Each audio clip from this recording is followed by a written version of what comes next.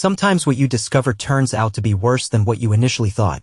As I lay in the darkness, staring at the ceiling, I guessed it was probably around 2 in the morning.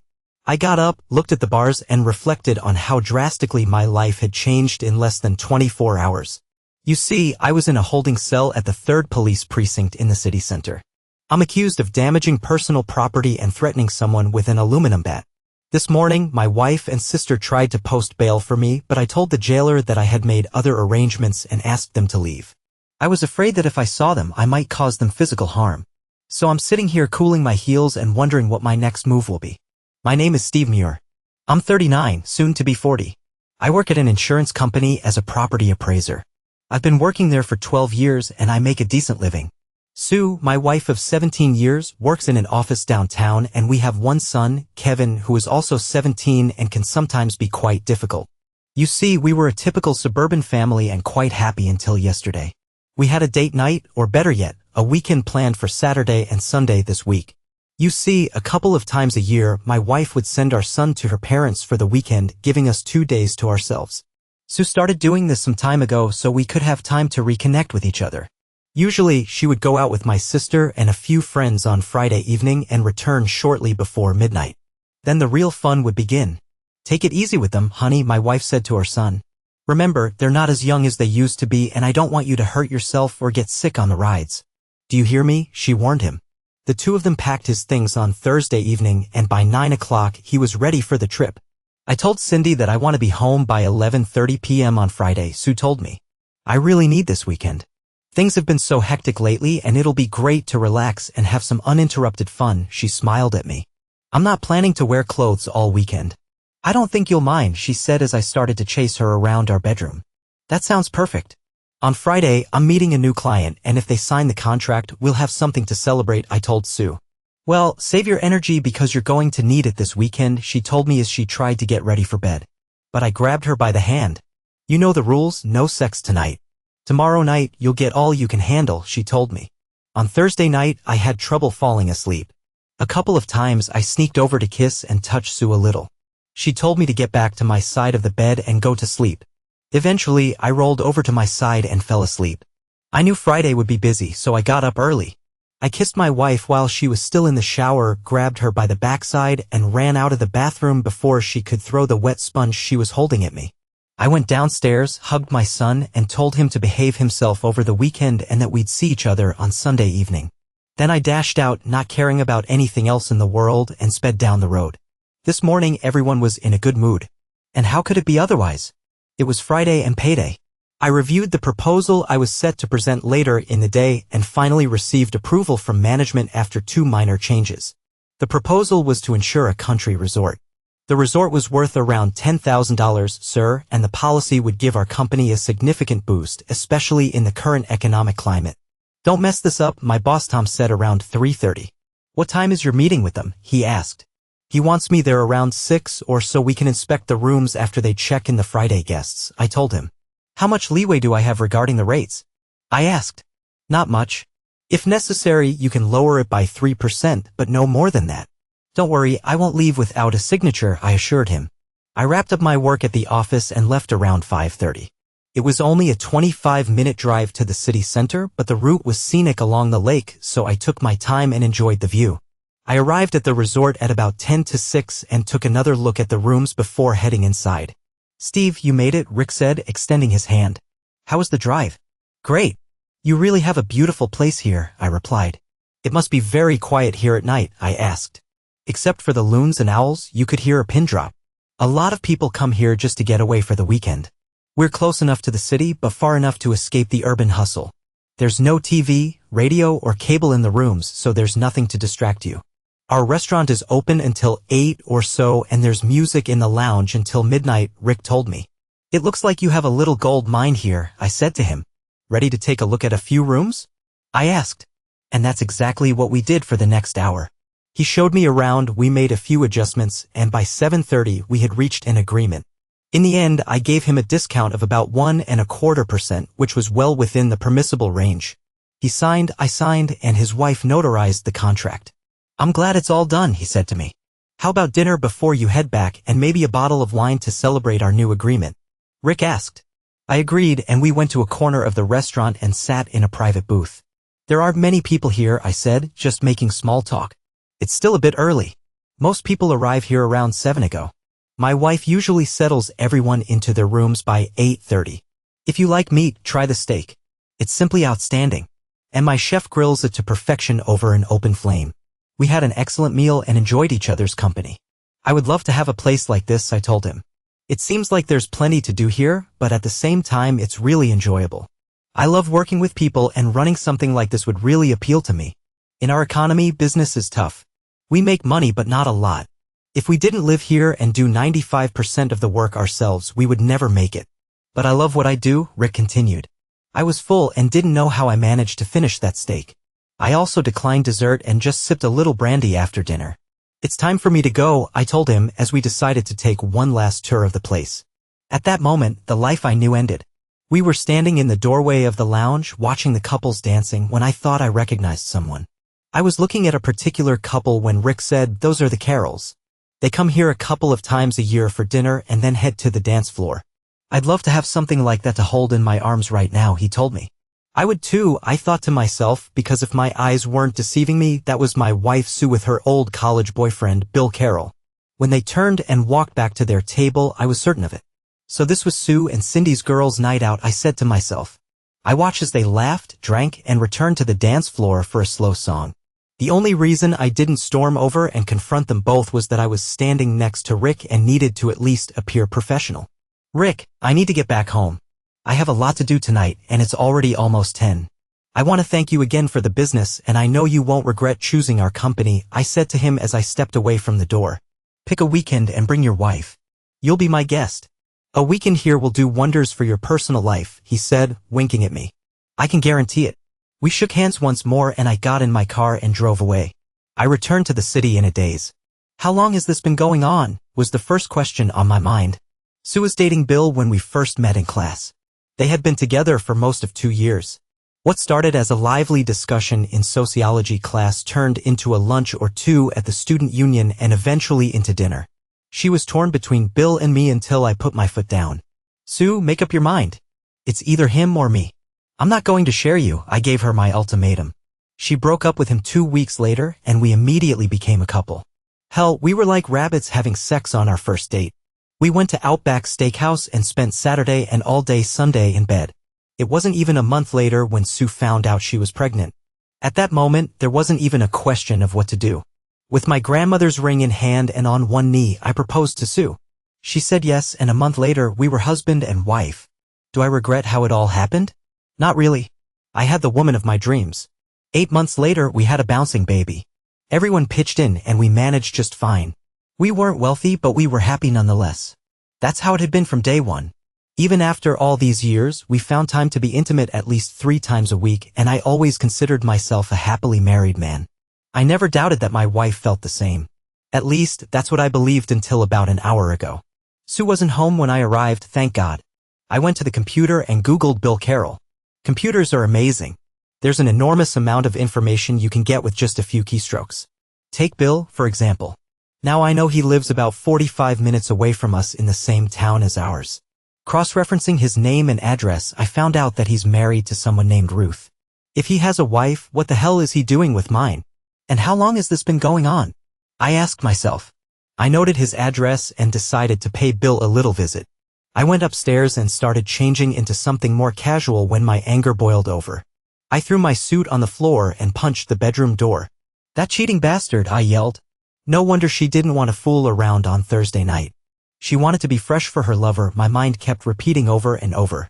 I grabbed the mattress, dragged it down the stairs, and threw it out the front door. A little gasoline from the garage, and it was ready. I removed my wedding ring, taking some skin with it because it was so tight. And with a butcher knife, I pinned it to the kitchen table where she couldn't miss it. Then I took my jacket, closed the door on my perfect marriage, and stepped out onto the front lawn. I flicked the lighter and set the mattress on fire, got in my car, and headed to the next stop. The door was opened by Cindy's husband, David. "Hey, Steve, the girls aren't back yet, but come on in," he said. "Want a beer?" he added, heading to the fridge and grabbing me a cold one. "That would be great," I replied. "By the way, where did the girls say they were going?" I asked him. Cindy didn't say much. She just mentioned she'd be home by 11:30 and that's it. I looked at the clock. It was getting close to that time. What do you need from Cindy? Maybe I can help you out, he said, trying to be helpful. No, this is between Cindy and me, I told him, trying to contain the anger that was eating me up inside. We chatted for about 20 minutes before we heard Cindy's car pull into the garage. When she walked into the kitchen, she looked a bit surprised to see me. Hey brother, I thought you'd be home waiting for Sue, she said as she approached me. Neither she nor David expected what happened next. Cindy was getting up from the floor, rubbing her cheek while David was yelling at me, asking what the hell was wrong with me when I finally spoke. Never speak to me again. Don't call me and don't even email me. You're dead to me from this day forward. Do you understand? I shouted at her as David grabbed my face. David, leave him alone, was all she said. Steve, it's not what you think. I can explain, she started to say before I stopped her. Explain what, Cindy? How you lied to me and even to David all this time. I don't want to hear another damn word from you. Do you hear me? Never in a million years did I think my own sister would do this to me, I said, walking out of their house, listening to David yell at her, asking what the hell was going on, and hearing her start to cry. The last thing I heard as I drove away was David still asking her what I was talking about. But for me, it didn't matter anymore. It took me almost 50 minutes to reach the final stop of the evening. I double-checked the address, got out of the car, and opened the trunk. Pulling out Kevin's nearly new aluminum bat, I began smashing all the windows of the car parked in the driveway, including the headlights. By that time, lights in the house came on and Bill opened the front door. What the hell are you doing? Have you lost your mind? I've already called 911 and you'd better leave before they get here, he yelled at me. Come out here, Bill, and we can settle this like men unless you're going to stay the coward you've always been. Hey idiot, does your wife know you're cheating on her? Maybe we should just swap wives and call it even, I shouted for the whole world to hear as I approached the front door. Bill slammed and locked the door, but that didn't stop me. I smashed the etched glass window at the top of the door and the lights on either side when I heard the sirens of approaching police cars. I dropped the bat, raised my hands above my head, and walked toward them. One of the officers handcuffed me while another went into the house to make sure everyone was okay. I saw Bill talking to him and his wife peeking out from behind the curtains. Tell your wife how great my wife is, Bill. I'm sure she'll be interested to know where you were tonight, I shouted again, looking directly at her. I was thrown into the back seat of a patrol car and taken to the city. It was too late to do anything tonight, but tomorrow I was told I'd be able to post bail after the charges were filed. And so here I am sitting in a cell thinking about what's next in my life. My only sister is now dead to me because she had been covering for Sue all this time. The worst part is I never saw it coming. I guess I was happy, oblivious, and too trusting. The next 4 hours gave me plenty of time to realize that this had been going on for at least a year, maybe longer. I suspect that the weekend sex was just a cover for her cheating on me. By 6 a.m. I had calmed down considerably. I was still damn angry, but the initial shock had worn off. On Saturday morning, I appeared before the judge and listened to the charges.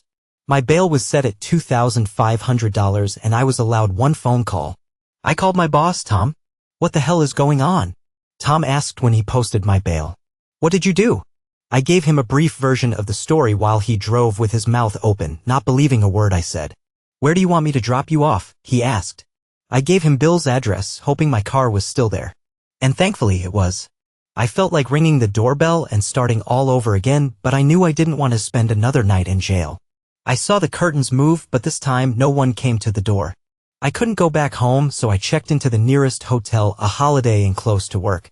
Breakfast at Denny's almost brought me back to life, or at least filled my empty stomach.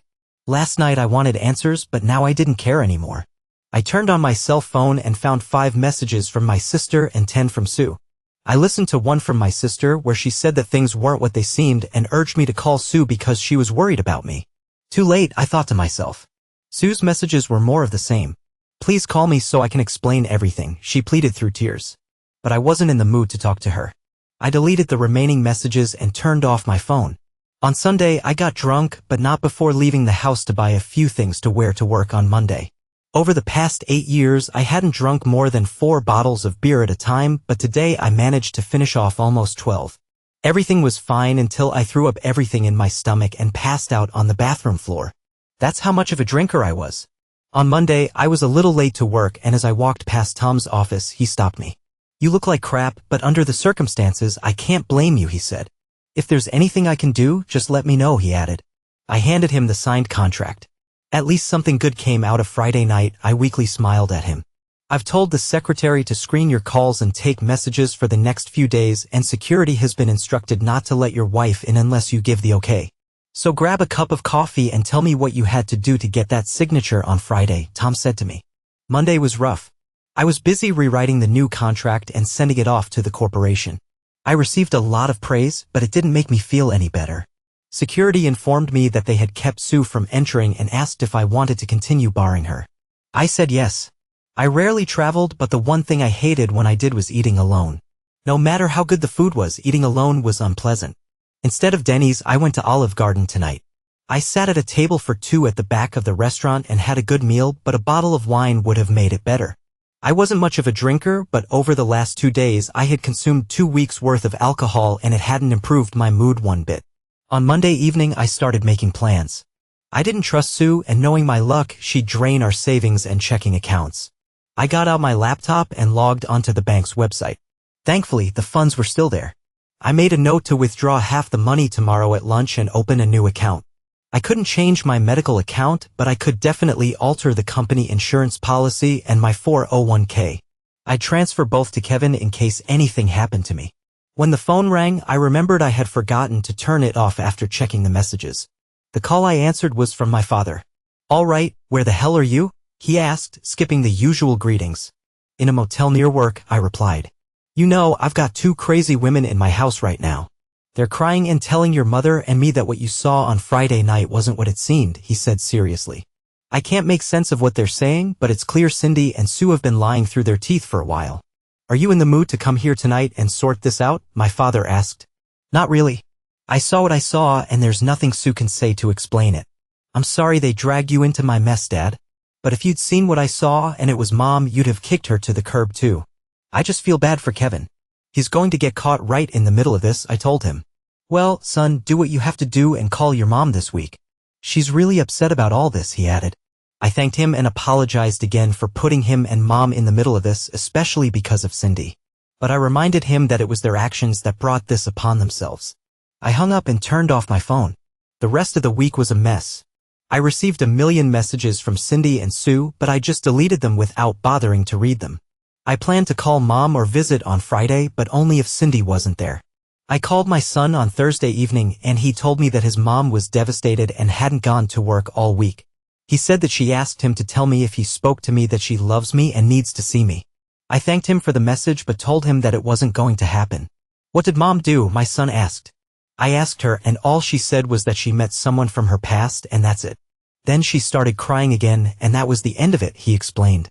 I told him I'd probably see him this weekend, but I couldn't say exactly when. I knew I'd have to face Sue eventually, but I wasn't looking forward to it. Saturday was unbearably dull. I spent extra hours at work, fully engrossed in my tasks. There was nothing on TV and I was tired of being holed up. So I decided to take a chance and drive home. "Damn," was all I could say when I saw Sue's car in the garage. To hell with it. I needed a couple of changes of clothes. So I didn't hesitate and walked into the house. Kevin was in the kitchen making lunch and I gave him a big hug. "You know Mom's upstairs, right?" he said, almost expecting me to dash out the door. "I can't hide forever," I told him, grabbing a cup of coffee. He filled me in on what had been going on and asked if I was planning to come back home. "I don't think that's going to happen, at least not anytime soon," I replied. "But if it does, you'll be the first to know," I said, trying to smile. I finished my coffee and decided to go upstairs and get it over with. As I climbed the stairs, I noticed that nothing was coming from our bedroom. I opened the door and walked in. What a mess. Sue was sound asleep on the bedspread, dressed in sweatpants. Her hair was dirty and greasy and she looked just awful. I walked over to my closet, opened the door, and started pulling out a few things when Sue woke up. "You're back," she exclaimed. "Not for long. I just came to grab a few things," I told her as she sat up on the bed. "I missed you," she said, now with tears in her eyes. "What's the matter? Bill not giving you enough?" I said sarcastically. "Steve, you have to believe me. I never slept with him," she said seriously. "I only saw him a couple of times a year and it was just for dinner." "Sue, I was there. I saw you. Why can't you, for once in your life, stop lying? You were laughing, drinking, and dancing with him. What was that? Did I imagine it all?" "I know it was the worst nightmare of my life," I said to her. "So just go back to sleep while I grab my things and get out of your hair and you can do whatever you want with Bill. I don't care anymore." Maybe you can have a threesome with his wife so she doesn't feel left out, I yelled at her. His wife already knows and has known for a whole year, she replied, now staring at the floor. And she doesn't care? What kind of idiot is she? I asked. Maybe she's okay with sharing, but I'm definitely not, Sue screamed. Sue, I don't need this crap. Do whatever you want. I don't care anymore, I said, turning back to pick out clothes for the next week. Steve, I need to tell you something, and I know you're going to hate me for not telling you sooner, but I've been keeping it from you for too long, Sue said in a voice barely above a whisper. Do you remember when that girl was kidnapped last January? At Kevin's school, they set up an identification database for each student. They did a swab, took a hair sample, and fingerprints. I thought it was a great idea, but when I provided his blood type information from our home records, I noticed something. Without your knowledge, I had some tests done, and I found out something terrible, she said, sobbing. Kevin is okay, right? I asked, now more than a little worried. Yes, he's fine, but I discovered something I never knew, she hesitated. And? I asked. What did you find out, Sue? I asked again. She was openly crying now. I found out that you're not Kevin's father, she said, sinking onto the bed. I was in shock, leaning against the dresser, and I thought things couldn't get any worse. Are you sure? Did you verify this? I asked, furious. I had the test done twice, and both times the results were the same, she told me. I tracked down the only other person I'd been with, and when he sent me a cheek swab, the result was positive. I'm so sorry, Steve. I never knew, she said, continuing to cry. Let me guess, Bill is his father, I said, as if trying to spit out something vile. He wanted to meet Kevin and talk to him, but I refused. I made a deal with him to stay in the background. I would meet with him a couple of times a year and provide him with full information, including photos, to keep him quiet. Bill was thrilled to have a son because he and his wife had 2 girls. Bill told his wife about Kevin, and she made him promise not to show up or tell Kevin who he really was if he wanted to stay married to her. Sue, you broke up with Bill and started dating me. What the hell were you doing sleeping with both of us? I asked. When Bill came to pick up the rest of his things, he was upset that I had left him for you. We had a few drinks, and the next thing I knew, we were in bed. I swear to God, it was only that one time.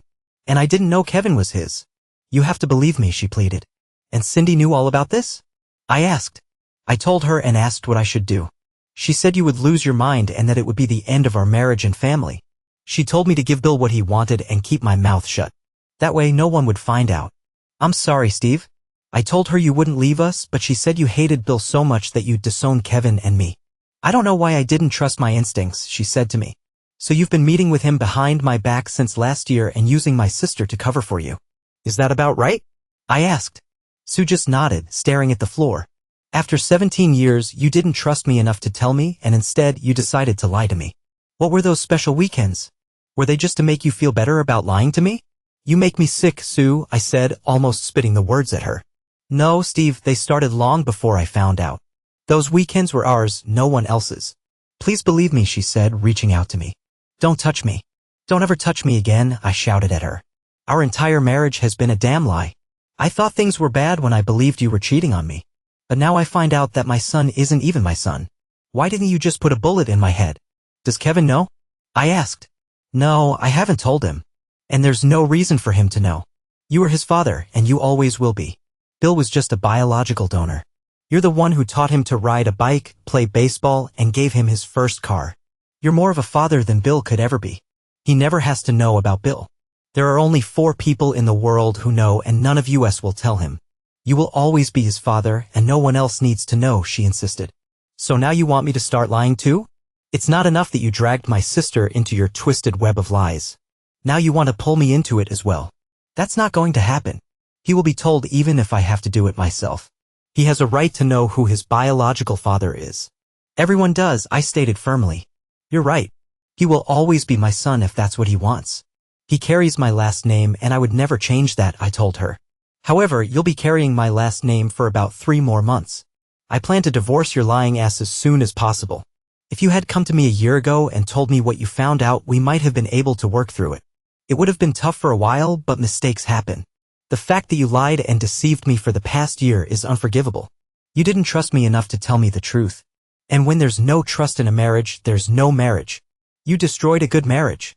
And for what? A dinner, a little dancing, and a lot of lies. As I already told my sister, I never want to talk to you again. You're dead to me, I said, heading down the stairs to the kitchen. Kev, it's time for us to have a little talk, I called to him. Dad, if this is about sex, I already know everything, he replied, trying to lighten the mood. Well, maybe not everything, I said as I pulled up a chair. There's something I need to tell you and it's not going to be easy for either of us, I began, trying to steady my voice. Kevin looked puzzled, then worried as I explained the situation as best as I could. I tried to emphasize that no matter what, I loved him and always would. I'm your dad and nothing changes that, I said, my voice breaking. Kevin was silent for a while, taking it all in. So, Bill Carroll is my biological father? He finally asked. Yes, I admitted, but I've always been your dad and I always will be if that's what you want. Kevin seemed to process it slowly, nodding. I need time to think about this, Dad, he said quietly. I know, son. Take all the time you need, I told him, feeling the weight of everything that had just unfolded. I grabbed my things and walked out of the house, not looking back. I checked into the same motel, feeling utterly drained. As I lay on the bed, I felt the finality of everything that had happened. The marriage was over. Trust was shattered. My relationship with Kevin was uncertain, and my bond with my sister was severed beyond repair. There was no way to fix any of it. I was alone in a cheap motel, contemplating what was left of my life. I knew I had a long road ahead, and the decisions I made now would shape my future. I could only hope that Kevin would still want me in his life after all of this, and that someday I could find peace. But for now, all I had was the dark silence of the motel room and the echoes of the past that had led me here.